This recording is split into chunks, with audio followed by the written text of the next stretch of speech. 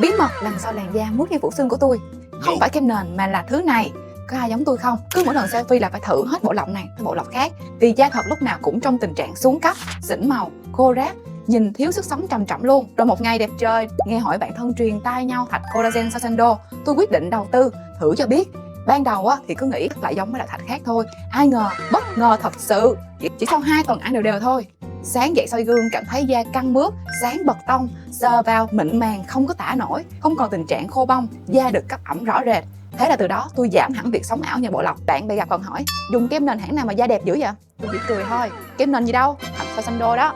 Sản phẩm này không chỉ là collagen peptide, vitamin C mà còn bổ sung cả men vi sinh và enzyme từ rau củ, nên vừa đẹp da lại còn tốt cho hệ tiêu hóa. Ăn vào thấy nhẹ bụng, da dẻ cứ thế mà đẹp lên từng ngày. Sản phẩm có 4 hương vị, dễ ăn, không có ngán tí nào hết. Giờ thì tự tin khoe da mặt mộc. Nếu bạn cũng đang mệt mỏi vì phải trốn sau những lớp trang điểm thì thử sản phẩm này ngay đi. 사우산도 자판